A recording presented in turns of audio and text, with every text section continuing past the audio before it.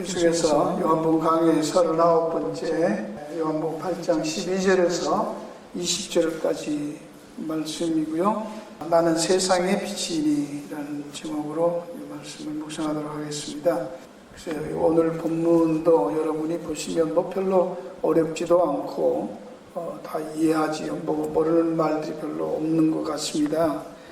예수님께서 나는 세상의 빛이다 라고 말을 하시고 나를 따르는 자는 어둠에 다니지 아니하고 생명의 빛을 얻으리라 그렇게 12절에 말씀하니까 바리새인들이 이건 네가 네 스스로 너를 증거하기 때문에 이건 옳지 않다 그렇게 말합니다. 근데 거기에 대해서 이제 예수님이 반박하니까 길게 이제 설명을 하시는 내용이고요. 이 부분에서 우리는 먼저 예수님께서 하신 말씀이니까 나는 세상의 빛이다와 나를 따르는 자는 어둠에 다니지 아니하고 생명의 빛을 얻으리라 하는 이 말씀을 세 단계로 나누어서 한번 묵상을 하려고 합니다. 여기 이제 그들이 이 법적으로 옳지 않다고 예수님에게 말씀하실 때 일단 그 문제를 먼저 한번 보고요. 예수님이 쭉 설명을 했으니까 예수님은 그들이 주장하는 데 대해서 예수님은 자신의 주장이 정당한 것을 자신의 설명을 하는데 거기다가 말하기를 17절에 보시면 너희 율법에도 두 사람의 증거가 참되다 기록하지 않았느냐 그렇게 말하고 있죠. 17절에. 그러니까 예수님 자신의 말이 아니라 그들이 들고 나온 불법이라고 말하는 그 율법을 들어서 너희 율법이라고 힘주어서 말하면서 내 율법 그러면 또 너하고 우리하고 다르다 자꾸 그러니까 너희들 율법이라고 얘기를 해주시고 너희들 율법에 두세 증거 그래서 너희들이 지금 나보고 틀렸다고 그러지 않냐 하는 얘기입니다. 근데 예수님은 너희들 율법에 따라서도 하자가 없다는 것을 지금 말씀을 하는 거예요. 그 이유는 하나님으로 보냄받은 자임을 아시기 때문에 내가 하는 것이 증거가 옳다. 하나님께 보냄받았다는 거예요. 내가 하는 증거는 내 증거가 아니고 하나님이 보내서 하라고 한 말을 하기 때문에 그게 잘못된 게 없다. 사실은 내가 하는 거지만 내 증거가 아니고 아버지께서 보내신 아버지께서 하는 말씀을 하기 때문에 틀린 것이 없다. 그 다음에 두 번째는 너희들은 15절에 육체를 따라서 판단하는데 너희들은 지금 틀렸다 옳다고 율법으로 한다고 하지만 너희들 스스로도 모르지 않냐. 그러니까 나는 내가 어디로 와서 어디로 가는지를 안다는 거예요. 이게 무슨 말일까요? 너희들은 육체를 따라서 판단한다고 하고 그냥 띵킹으로 한다는 거야. 네 기분 좋은 데라고 네 생각대라고 경험으로 하고 추측으로 그렇게 말하는 거고 누가 카더라 그런 거 갖고 하는데 나는 내 자신도 내가 하는 말에 대해서도 내 증거가 참된 것은 나는 어디로 와서 어디로 가는지 안다는 거예요. 하나님께로부터 왔고 여기 왔고 그 다음에 십자가를 지고 죽을 것이고 부활할 것이고 승천할 것이고 다시 오실 거예요. 이 모든 걸 안다는 거예요. 너희들은 모르지 않냐. 그 말은 뭐예요? 증거라는 말은 사실로 드러나냐 안 드러나냐 보면 알 거 아니에요. 그렇죠? 너희들은 모르고 자꾸 네가 말하는 게 혼자 하니까 안 된다 그렇게 말하지 말라는 거예요. 나는 내 말가 말해도 나는 내 말한 대로 될 것이다. 그건 누구예요? 하나님이죠. 뭐 누가 그렇게 알 수 있어요. 그죠? 그런 것을 확실하게 너희들은 육체하고 나는 알고 하기 때문에 그 말한 대로 될 것이기 때문에 내 증거는 참되다. 아무리 말을 하고 옳다고 너희들이 인정해도 너희들 말대로 안 되면 그게 무슨 증거냐 그 얘기. 그죠?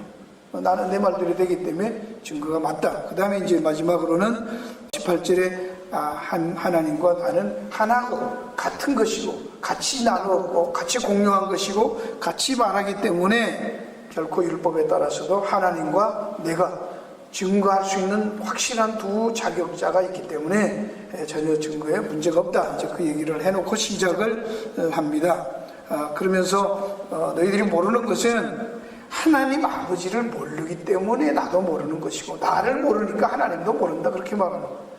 그러니까 너희들이 자꾸 증거 찾고 율법 찾고 얘기를 하고 두 증인이 있어야 된다 뭐 그런 거 얘기하는데 하나님은 아니야. 그러니까 이게 참 열받는 얘기죠. 그 사람 자기들은 하나님 그러면 아주 제일 잘 안다고 생각하는데 하나님 모른다는 거예요.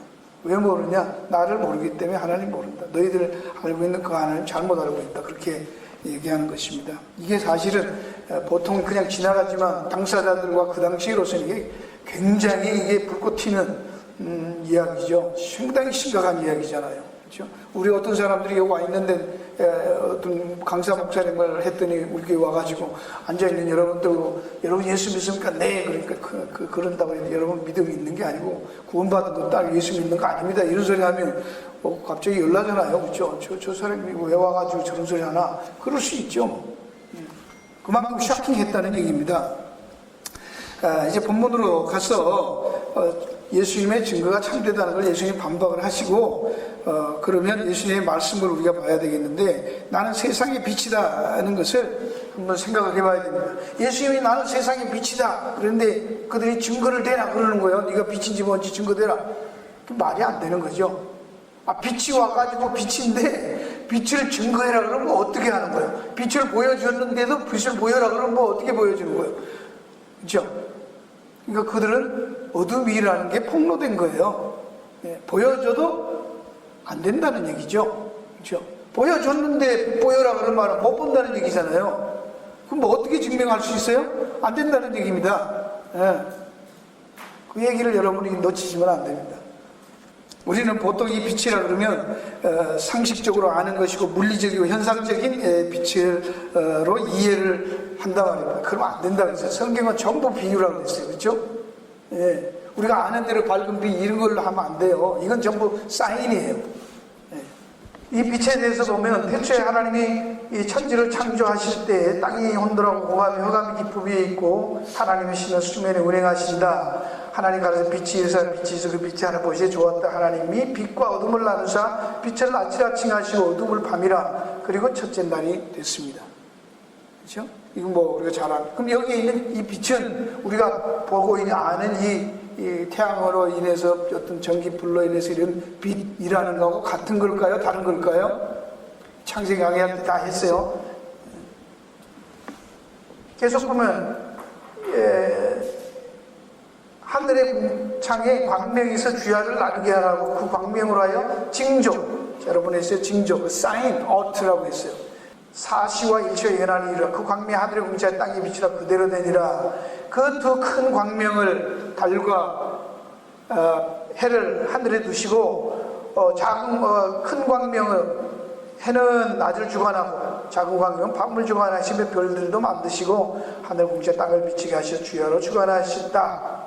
저녁이 되마치 넷째 날이라. 그래서 넷째 날이에요. 그렇죠? 그러니까 지금 해와 달이 우리가 아는 이 빛이 만들어진 거는, 물리적인 빛이 만들어진 것은 넷째 날이고 하나님이 만들었던 그 영적인 빛은 첫째 날이었어요. 그러니까 이게 같은 빛이 아니라는 걸 일단 아셔야 돼요. 그러니까 지금 성경에서 말하는 예수님이 빛으로 이 땅에 오셨는데 빛이 비추었는데 사람들이 모르더라. 그 말은 이런 빛으로 이해하면 안 된다 그 말입니다. 영적인 어떤 의미를 갖고 있다는 얘기라는 거예요. 그렇죠? 그 영적인 빛을 가지고 밝다고 하고 그걸 낮이라고 하고 빛이 있을 때 없는 것을 뭐요? 어둠이라고 하고 그걸 아까 창세기 1장으로 가면 뭐라고 했어요? 땅이 혼돈하고 공하며 흑암이 깊음 위에 있다 이 말입니다. 뒤죽박죽이고 토호보호 그런 거예요 이게 지금. 그걸 어두움의 상태라는 걸 얘기합니다. 그 어두움의 상태, 아무 질서도 없을 때 하나님 빛을 만들어서 질서 있게 하시고 꽉 채워가시는 그 내용을 빛이라고 하는 거예요. 빛에서부터 생명이 시작되는 것이고 움직이기 시작하는 거예요. 그렇죠? 다 이런 것들을 성경이 어떻게 설명하는가를 알아야지 상식적으로 그 빛이다 뭐 이렇게 이거는 뭐라 전부 광명 이런 것을 성경이 뭐라고요? 태양은 뭐로 만들었다? 사인으로 만들었대요. 그게 하나의 상징물이라는 거예요. 그게 실체가 아니란 말입니다. 그렇죠? 안 보이는 참빛에 대한 그것이 상징물로 이런 것을 주어서 이 빛 말고 참 생명을 주고 밝음을 주고 보일 수 있게 하는 그런 빛이라는 게 영적인 게 있구나. 그런 것들을 알게. 그냥 하나님은 빛을 보여주면 안 모르니까요. 안 보이니까. 그렇죠? 그렇게 성경이 좀 설명하고 이런 걸 가지고 무슨 자연과학이나 뭐 창조하는 그런 걸로 접근을 하면 안 된다는 얘기. 성경은 처음서부터 영적인 책입니다. 이제 그 안에 생명이 있으니 이 생명은 사람들의 빛이라. 바로 이 빛이 생명을 가지고 있고 이 생명이 사람들의 빛이라. 그러니까 사람들에게 비쳤을 때 이 빛이 있는 사람은 빛을 알아보고 빛이 없는 사람은 빛을 못 알아본다. 그런 얘기를 하는 겁니다. 바로 이걸 가지고 빛이 있다는 말은 뭐예요? 그 사람은 생명이 있고 하나님이 말씀하는 생명이야. 우리가 지금 육체적인 생명을 얘기하지 않아요. 그렇죠? 그럼 너희는 세상의 빛이라. 그럼 무슨 말입니까? 너희는 생명을 가진 자다. 그 얘기입니다. 그렇죠? 예수를 믿어라. 믿으면 그 이름을 힘입어 생명을 얻게 하니라. 그렇게 말했어요. 구원받는다는 말에 다른 표현으로 우리가 뭐예요? 너희는 죽었고 이제 예수 믿으면 살았다. 생명이 있다고. 예수 안 믿는 사람은 생명이 없다고 그러는 거예요. 빛이 없다고 그러는 거예요. 그런 말들을 이해를 해야지 먼저 다 살아있는데 그런 얘기가 아닙니다. 그렇죠? 요한복음 8장 12절에도 예수께 또 일러 가르치되 나는 세상의 빛이니 나를 따르는 자는 어둠에 다니지 아니하고 생명의 빛을 얻으리라. 나는 내가 세상에 생명을 주는 빛이고 나를 따르는 자는 어두움에 다니지 않고 생명을 가진 자는 어두움이 아니고 더 이상 빛이고 어둠도 아니고 생명의 빛을 얻으리라. 생명과 빛이 같이 지금 이야기하고 있죠. 그죠? 그러니까 빛이 어두움에 빛이 되 어둠이 깨닫지 못하더라. 왜? 생명이 없다. 그 얘기를 하는 거죠. 빛이 왔는데 비추었는데 어두움이 깨닫지 못한다. 그 말은 죽어 있다. 그 얘기를 이제 영적으로 그렇게 표현을 하고 말하고 있는 거예요. 이해하시겠죠? 그렇죠? 예수님 오셨을 때 세상은 어두움이었어요. 생명이 없었어요. 로마서에서 보면 이 빛의 이 빛, 생명 이런 거가 무슨 말인가를 보면 사랑은 이웃에게 악을 행치 아니하면 그러므로 사랑은 율법의 완성이라 하고요.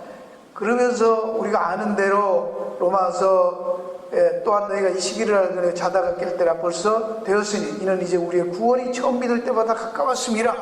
이 빛이 왔다, 낮이 가까웠다, 이걸 구원하고 관계하고 있죠. 그렇죠? 구원이 가까웠다는 말을 빛과 낮이라는 말로 얘기하고, 밤이 깊고 낮이 가까웠으니 그러므로 우리가 어둠의 일을 벗고 빛의 갑옷을 입자. 뭐가 어둠의 일을 벗고 빛의 갑옷을 어떻게 입어요? 이게 예수 믿자 그런 얘기입니다. 이게 똑같은 얘기예요. 그렇죠? 그 어렵게 할 게 없는 거예요. 같은 말입니다. 낮에와 같이 단정이고 방탕과 술 취하지고 언행과 호색하지고 쟁투와 시기, 이게 전부 뭐예요? 어둠의 일이라는 거예요. 이게 빛이 없는 어둠의 일.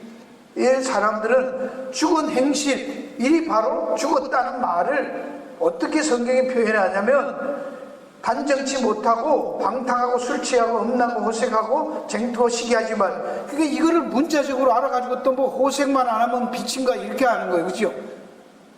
그게 전부 뭐라는 거예요. 지금 요즘도 뭐 한국에 지금 그 동성애 때문에 또 난리 하던데, 그런 것들을 여러분이 착각을 하면 안 됩니다. 이 말씀을 전하는 사람들도 이건 뭘 자꾸 착각을 해요. 죄 안 지으면 되는 것으로 알고요. 이제 끝에 가서 제가 말씀을 드릴게요. 왜 문제가 있는지. 여기에 지금 설명을 그렇게 하는 거예요. 어두움의 일, 밤의 일, 밤과 어두움, 죽음, 죄, 이런 것들의 증상을 어떻게 표현하냐? 그건 밤의 일이고 어두움의 일이고 방탕하고 술 취하고 음란하고 호색하고 쟁투시기하고 이런 것들이 다 뭐예요? 죽음의 증상들이 어두움이라는 거예요. 이게 밤이라는 거예요. 바로 이 구절을 어거스틴이 로마서 성경책 쪽지를 애들이 갖고 놀다 부딱지치게 하던 거 버렸는데, 그거 주워 읽어라 그게 뭐 들려가지고 이 구절을 읽고 어거스틴이 그 방탕한 데서 돌아왔대잖아요. 오직 그리스도로 옷 입고 정욕을 해 육신이라고. 어떻게 그리스도로 옷 입어요? 예수 믿는다는 얘기를 하는 겁니다. 그렇죠? 그리스도의 의로 뒤집어 씌워진 것을 얘기하잖아. 그렇죠? 복잡하게 막 그렇게 설명할 게 없는 얘기입니다. 바로 예수 그리스도로 옷 입고 정욕을 해 육신을 도모하지 말라는 말이 예수 믿으면 되는 거예요. 그렇죠? 예수 믿으면 정욕을 위한 것도 아니고 육신을 도모하는 게 아닌 거예요. 예수 믿는 거란 말이에요. 그게 이해하시겠습니까? 예수 믿고도 또 정욕을 위하지만 육신을 도모하지 말자. 글로 가면은 뭐야? 또 율법으로 토한 것을 도로 토한 것 먹으러 가는 거예요. 그거 그거 아니란 말이에요. 그거 상관없는 얘기인데 이렇게 말을 하니까 이렇게 표현을 하는 거예요. 그게 낮이다. 낮이고 빛의 일이고 빛의 갑옷, 그게 뭐 그리스도로 옷 입는 거나 빛의 갑옷을 입자나 똑같은 얘기죠. 그렇죠? 이제 여기에서 앞에다 제가 그래서 빛과 어둠이 무언가를 설명을 하고 그 다음에는 사실 그것은 요한복음에 있는 말씀, 지금 여기 12절에 있는 말씀은 나를 따르는 자는 어둠에 다니지 않느냐고 생명의 빛을 얻으리라 할 때 어둠에 다니지 아니하고 구원받는다는 얘기를 하는 것이에요. 그렇죠? 나를 따른다는 말이 뭐냐 말이에요. 어둠에 안 다닌다는 말이 무슨 말인가? 구원을 얻는 것을 얘기합니다. 예수 그리스도 빛으로 빛의 갑옷을 입는 것을 말해요. 요한복음 빛이 세상에 와서 사람들이 행하고 빛보다 어둠을 사랑한 것이라. 그들은 빛이 왔는데 그걸 못 알아본다는 말을 하는 것은 못 알아본다는 말이 안 보이는 게 아니라 봐는데 거부한다는 얘기를 성경이 한다고 했죠. 그렇죠? 우리 자꾸 뭐 빛이 왔는데 빛을 못 봤다 그러니까 아는 게 아니야. 봐도 알아도 안 택한, 취하지 않는다는 얘기를 하는 거예요. 못 봤으면 죄가 없잖아요. 그렇죠? 봤는데 안 하니까 죄지. 자, 이 성경의 표현을 이해를, 빛이 세상의 사람들이 자기 행하고 빛보다 어둠을 더 사랑한 것이야. 사랑의 문제. 우리 어둠이라는 것은 빛도 알고 어둠도 아는데 빛을 거부하는 것을 어둠이라고 그런단 말이에요. 어둠을 더 사랑하는 것이고 빛을 미워하는 거예요. 아까 행하는 자마다 빛을 미워해요. 빛으로 오지 않는다. 그러잖아요. 그건 오지 않는다. 빛으로 오지 않는다. 진리를 쫓는다는 빛으로 온다. 빛으로 온 걸 어떻게 하냐면 진리를 쫓는 거 보니까 빛으로 왔다. 그렇게 해요. 그러니까 빛이 돼야 빛을 쫓는 거예요. 어두움은 아무리 쫓으려고 해도 못 쫓는 거예요. 안 쫓아지는 거 싫은 거예요. 이게 구약 성경에 이미 이 물과 생명서 예수님이 말씀해서 누구든지 목마르거든 내게로 와라 초막절에 말씀을 하셨잖아요. 그의 생수의 강이 흘러내리라. 그게 뭐였다고요? 성령. 말씀의 성령으로 말씀했고요. 지금 이 배경을 보면은 이 예수님이 나는 세상의 빛이다 이 말씀을 하실 때 사실 초막절 전후인데 어떤 학자들은 이거를 7장 끝에서부터 이 8장 그 가늠한 여인이 잡혀온 곳까지를 삽입으로 보는 사람도 있어요. 왜냐하면 그 초막절에 제단에다가 물을 갖다 붓는 행사하고 촛대를 4개를 크게 세워놓고 거기에다가 불을 밝혔어요. 그리고 마지막에는 그 불을 밝혀서 마지막 날에는 환하게 불을 밝혀놓고 사람들이 그걸 돌면서 축제의 분위기가 막 무르익는 절정에 이르는 것이 바로 이 불꽃놀이 같은 거예요. 그게. 이해하시겠어요? 그러니까 거기서 예수님은 이 빛은 이따가 꺼지는 촛불이잖아. 나는 진짜 빛은 나야. 너희들이 말하는 이 빛은 이거야. 그럼 그들이 돌아가면서 시편도 읽고 이 스가랴서에 있는 이 내용을 생각하면서 노래하고 춤추고 막 제사장들이 그 레위인들이 악기 연주하고 그러면 거기 왔던 사람들은 막 돌면서 파티의 절정에 달하는 모습이라고 합니다. 여기에 스가랴에 보면 여호와 아시는 한 날이 있으리니 낮도 아니고 밤도 아니라 어두고 할 때 빛이 있어. 빛이 있는데 낮도 아니고 밤도 아니고 뭐예요 이게 지금? 이게 이해를 잘 하셔야 돼요. 창세기 1장이잖아요 지금. 해에 달 이런 빛이 아니라는 얘기를 하는 거예요 지금. 그날에 생수가 예루살렘 솟아나. 절반은 어디서 솟아나요? 예루살렘에서 솟아나는 거지 사람이 갖다 부은 거 아니에요. 근데 저거를 보고 인간들은 자기들이 갖다 길어다가 신라 못에서 길어다가 부으면서 흘러내린다고 했다고 지난번에 말씀을 드렸죠. 이제 이벤트 했다고.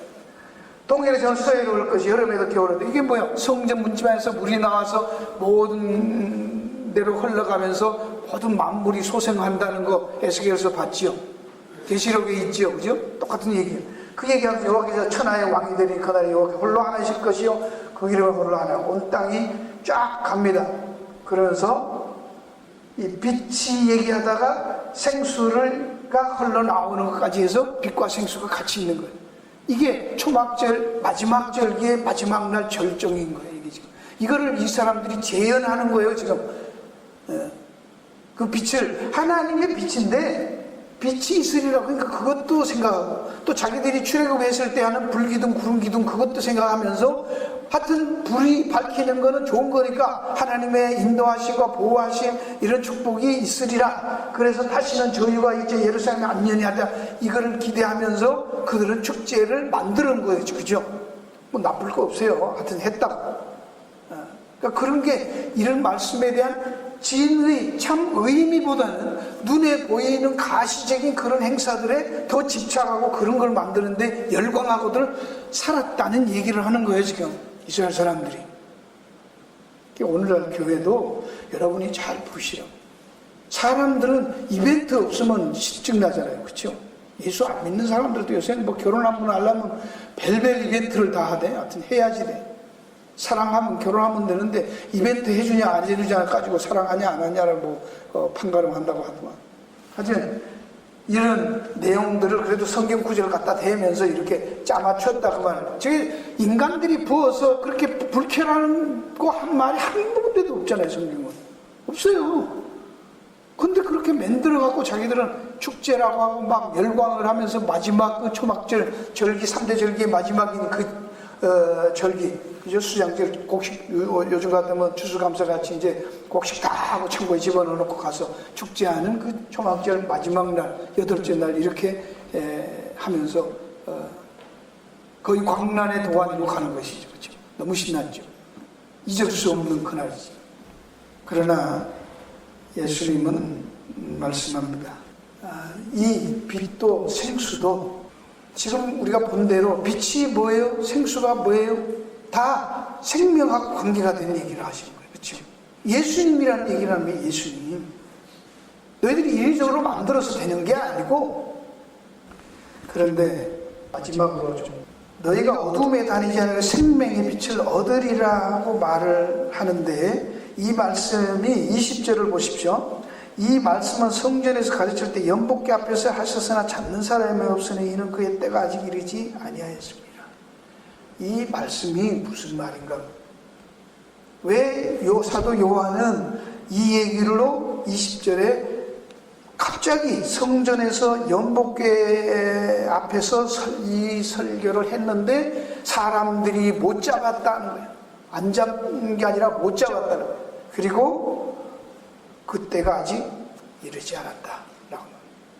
여러분, 여기서 이게 무슨 말을 하는 걸까요? 하나님의 주권자 하나님은 인간들이 그렇게 때려 붓고 막 축제하는 그런 데에 의해서 심판이 오고 안 오고, 죄를 짓고 안 짓고 그런 데에 따라서, 와, 죄가 오니까 이 소돔과 고모라 같으니까 이거는 하나님의 불이 떨어질 거야. 뭐 내가 뭐 교회 안 갔으니까 무슨 하나님이 이 저주해서 뭐 벌 주실 거야. 그래서 지금 무너지고 막 공산국가가 뭐 이렇게 하니까 무너지고 그런가요?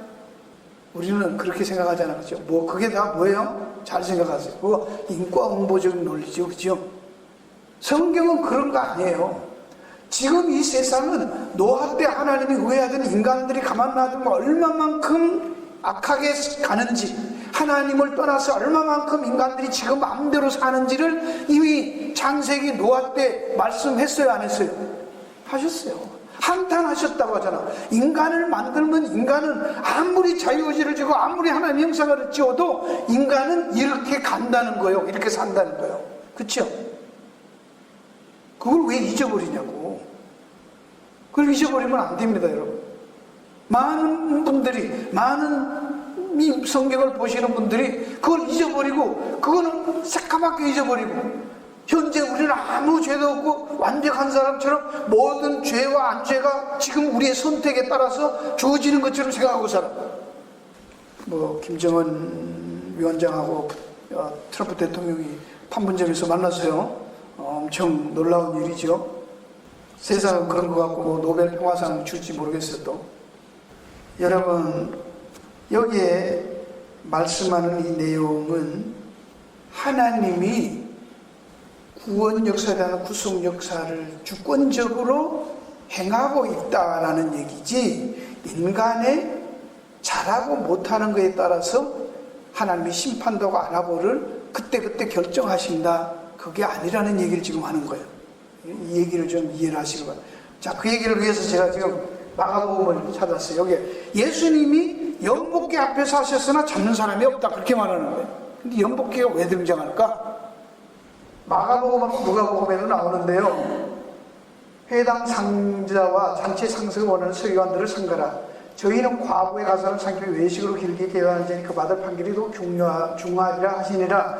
예수께서 연복계를 대하여 앉으사. 예수님은 성전에 가면 뭐 연복계 앞에 자주 앉았던 것 같아요. 그죠? 또 그러면 하면 앉으사 뿌리에 연배에 돈 넣는 것을 보실세. 이렇게 아주 이렇게 딱 뚫어지게 쳐다보고 있는 거예요. 지금 관찰하신다는 말입니다. 저 보실세란 말이. 지나가다가 봤다가 아니에요. 앉아가지고 계획적으로 아주 자리 깔고 어떻게 흥금하나 보신 거예요. 지금 보고 있는데 여러 부자는 많이 넣는데 한 가난한 과부가 두레돈 한 곳을 넣는지 예수께서 불러드리세요.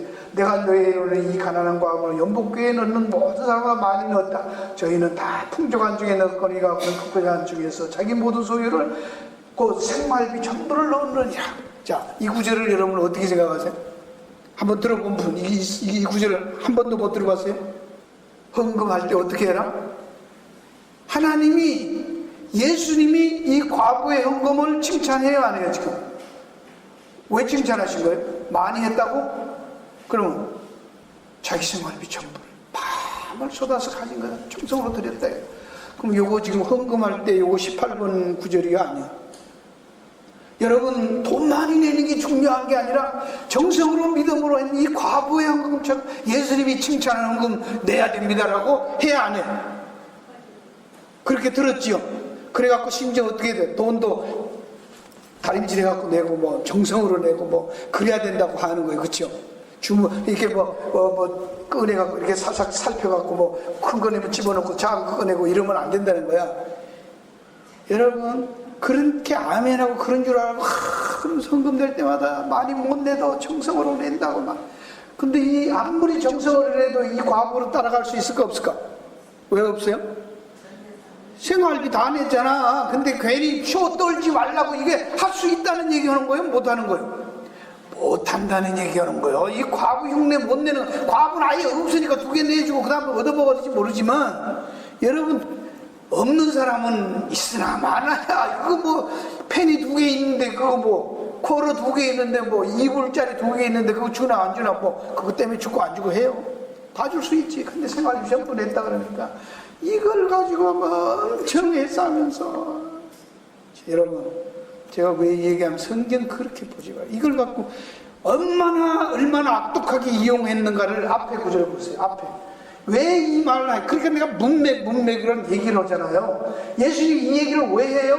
회당의 상자와 잔치의 상승한 서기관들을 삼가라. 저희는 뭐한다? 과부의 가산을 삼키며 외식으로 길게 할 판결이 더욱 중요하다. 근데 여러분들이 지금 누구 말 듣고 덜덜덜 떨면서 정성으로 헌금 바치려고 했어?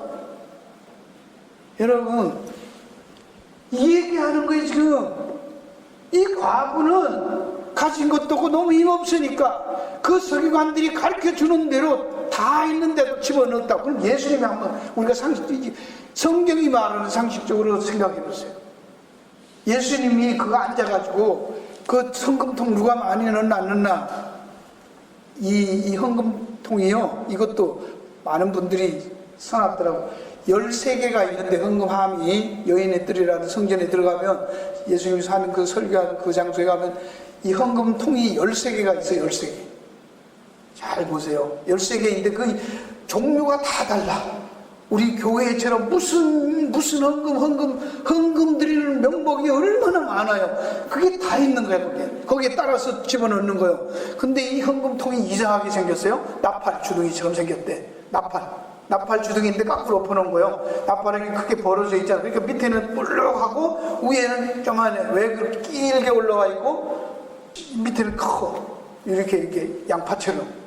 왜 그렇게 생겼을까? 돈 집어넣으면서 안에서 못 꺼내게, 손이 안 들어가게, 동전만 들어가게 만들어놔서 호리병같이 이렇게만. 그리고 그게 쇠로 만들었어. 그러면 집어넣으면 일전을 넣어도 소리 나는 거야. 때르랑 소리에 따라서. 그러니까 부자들은 많이 넣었다. 예수님은 어떻게 알아? 그쵸? 소리가 이게 엄청나게 쏟아보면 좌르르르르 우르르르 소리 나면 오죽 많이 넣은 거고, 과부도 넣으면 뗄랑뗄랑 딱 2개는 안 나는 거예요. 그거를 그런 식으로 해갖고 사람들 앞에, 그리 부자들은 바꿔서라도 한 주머니 갖고 와서 좌르르 붙지 않겠어요? 이해하십니까? 성전이 얼마나 타락했는지. 그렇게 하라고 한 적이 없잖아, 성경에는. 11조 성경에 그렇게 13가지 만들어서 성공하라는 적이 없어요. 되겠습니까? 여러분이 오해하지 마세요. 우리 참 믿음으로 한다 그러면서도 교회에서 너무 세상적인 것을 가지고 와서 사람들을, 그러니까 저는 뭐예요 지금? 가산을 삼키며 과부들을 훑혀먹는 거예요 지금. 그렇죠? 그 가난한 과부들을 도와줘야 돼도 신통치 않은데, 그만큼 이렇게 그들이 성경을 이용해서 헌금을 온전한 11조 드리라고 하면서 훑혀먹었다는 얘기를 지금 하는 거예요 지금, 성경. 예수님께서 이걸 칭찬했겠냐고. 생활비 정부를 넣었다는 걸 보고 감동해서 이 말 하냐고. 그렇게 해야 된다고 가르치는 거냐고. 아니란 얘기입니다. 아시겠어요? 문맥을 잘 보시라고. 얼마나 저들이 나쁜 짓 했으면 과부의 돈을 이렇게 홀카 먹냐 그 얘기하는 거. 지금 기름 짜듯이 짜먹냐 그 얘기하는 거예요. 그러니 그 다음에 재밌는 것은요, 마가복음 39, 44절인데 45절부터 이렇게, 그 다음에는 13장이에요. 마가복음 13장이에요. 1절에서 3절까지 쭉 보면은 무슨 얘기가 나옵니까? 성전에 대한 얘기가 나옵니다. 예, 한번 볼까요? 마가복음 13장 보세요. 44절에는 마가복음 12장 40, 저희는 그다 풍족한 중에 넣었거니 이거하고는 그 구차한 중에서 자기 모든 소유 생활 전부를 넣었느니라. 잘했다 안 했다가 아닙니다.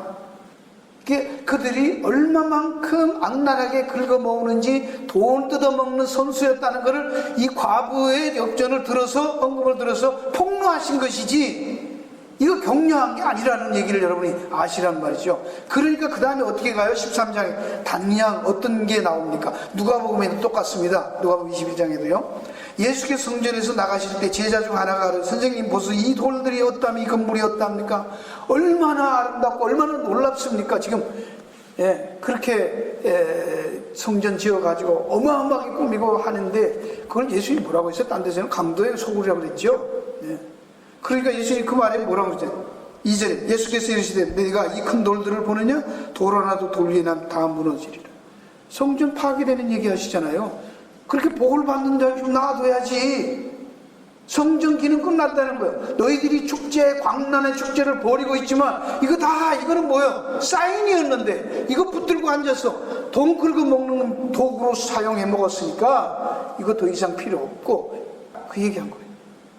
그러면서 말씀하는 게 뭐냐면, 아무도 손을 잡아서, 우리가 요한복음으로 돌아가서 아무도 손을 대는 자 없고 그랬는데 그의 때가 아직 이르지 않았다. 이 말은 예수님이 자기의 모든 그런 것들을 구속 역사, 하나님의 구속 경륜에 따라서 섭리해 가는 거지, 인간들의 그런 행태에 의해서 기도를 잘하고 믿음이 좋고 나쁘고 이런 거에 따라서 시대가 바뀌고 성전을 무너뜨리고 헐고 그런 거 안 한다는 얘기를 하시는 겁니다. 이해하시겠어요? 예. 창세전에 벌써 인간을 만들어 놓을 때부터, 심판하실 때부터 인간은, 선악과 땅굴 때부터 인간은 그냥 심판이에요. 죄인이에요.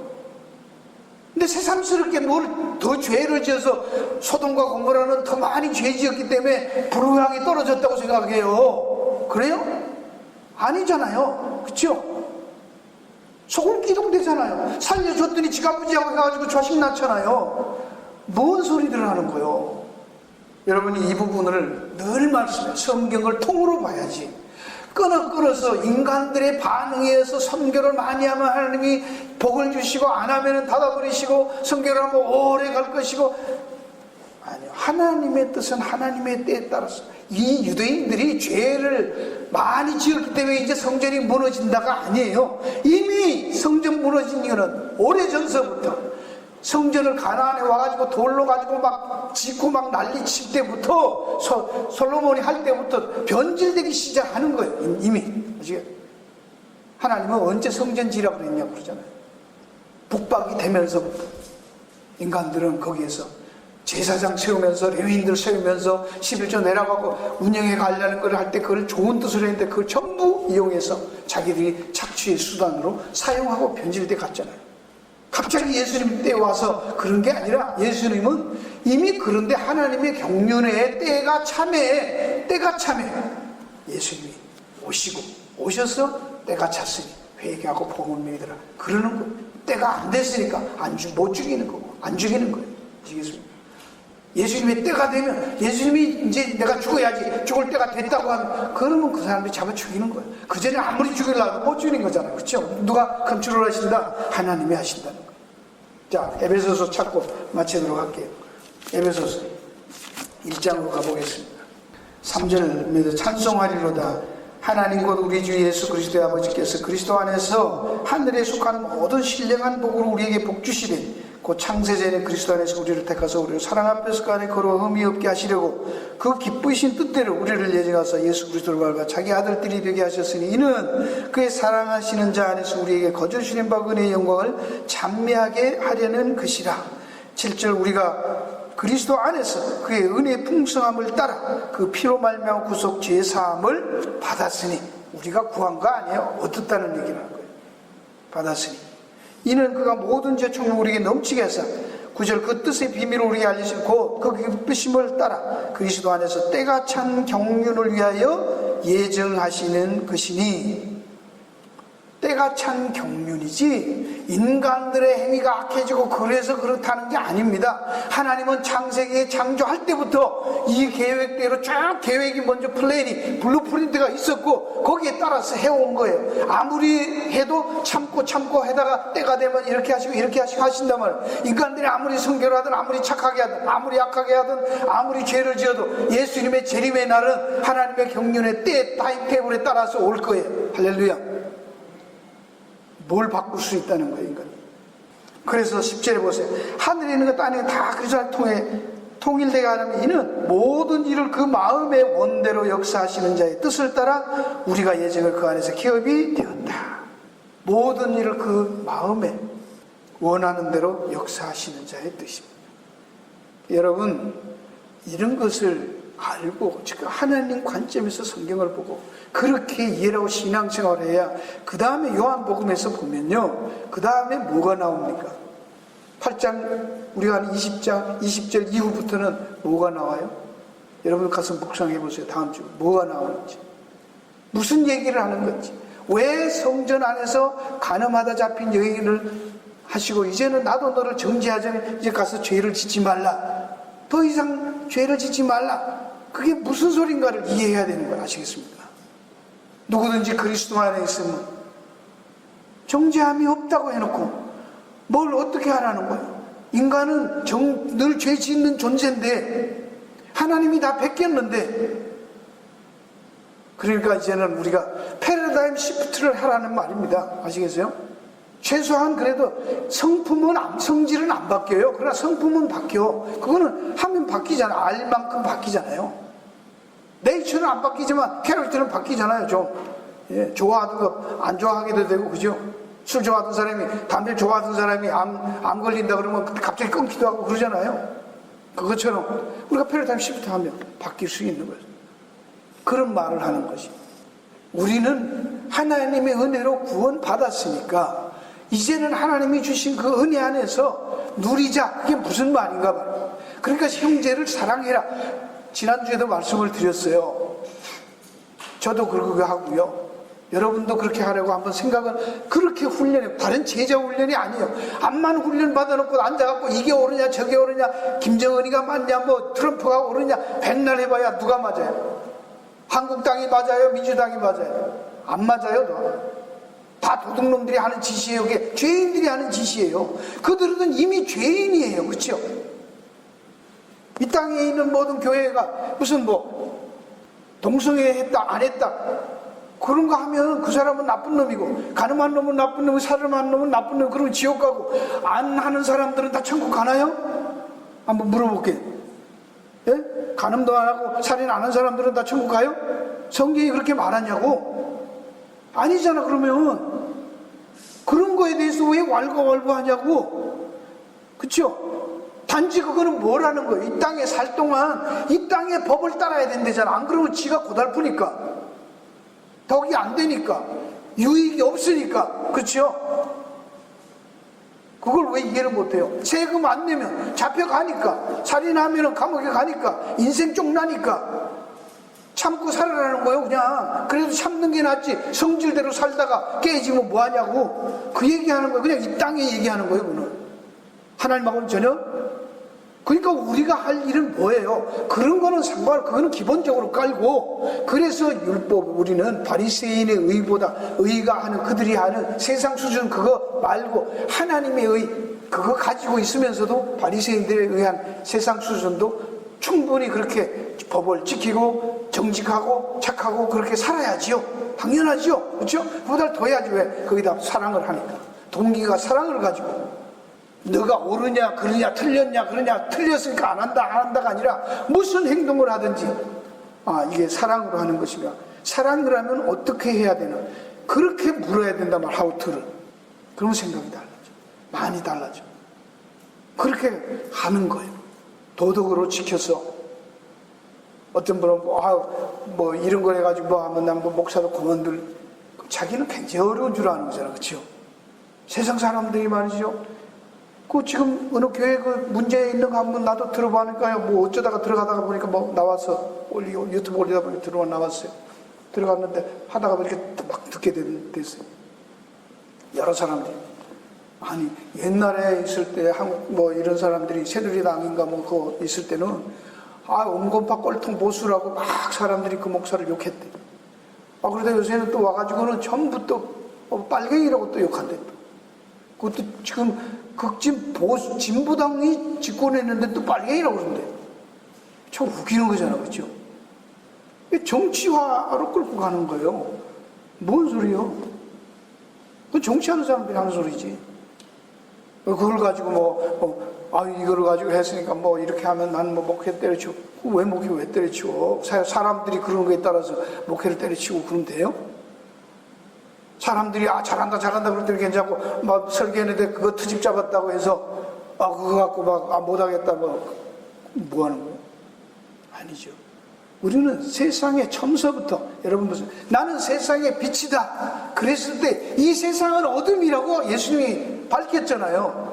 그리고 나를 따르는 자는 어둠에 다니지 않는다고 그랬잖아요. 그럼 예수 믿었으면 안 다니는 줄 알고 어둠이 주장하지 못하는 줄 알아야 될 거 아니에요. 그렇죠? 그렇게 여기고 사는 거예요. 그래서 지난주에도 우리가 아는 대로 사람들이 우리를 뭐라고 여겨라? 지난주 충성할 때 있어요. 고린도서 사람들이 뭐라고 말한다고 그랬어요? 세상 사람들이 성도들을 평가할 때 제일 좋은 평가가 있는 거예요. 이 소리 저 소리 필요 없는 거예요. 뭐라고 그랬어요? 그리스도의 일꾼이요 하나님의 비밀 맡은 자로 여길지어다. 사람들이 쳐다볼 때 저 사람은 그리스도의 일꾼이야. 그리스도에 빠져서 그리스도만 위해 일하는 사람이, 하나님의 비밀 맡은 자. 뭔 소리인지 우리는 하나도 못 알아듣겠어. 하나님이라는 우리가 알지도 못하는 소리 하는 사람, 그 얘기하는 거예요. 여러분이 세상에서는 그렇게 비치는 것밖에 없다는 거예요. 근데 잘해갖고 어떻게 하면 복 받아갖고 막 누리고 살고 기도했더니 잘 되고, 전부 가짜예요. 그런 거 없습니다. 아시겠습니까? 그럼 예수님이 왜 죽어요? 하나님은 그대로 두시고 세상 사람들하고 섞여서 오히려 일 가운데 있는 양처럼 살게 하십니다. 그러니까 이만큼이나 사는 거 감사하고, 그러니까 우리는 그때 감사하는 것밖에 없는 거예요. 그렇죠? 얼마나 감사해요. 그래도 나도 별로 머리 안 줬는데 우리 자식들이 이렇게 주니까 감사하고, 그래도 애들이 그렇게 명문 안 나왔는데도 걱정 없이 사니까 그것도 감사하고, 그냥 감사한 거잖아요. 예. 그런데도 이런 와이프 줘서 감사하고, 저보다 더 악한 여자 왔으면 어떡할 뻔했어. 그것도 감사하고, 이만한 남자 그래도 장동건이 같이 안 갔대도 이만한 건 감사하고, 왜 장동건이 같아갖고 그냥 속색이면 그것도 힘들잖아. 그래도 뻥뻥 큰 소리 치고 사는 게 낫지. 감사한 거죠. 그렇죠? 할렐루야. 아멘도 안 하시네. 기도하겠습니다.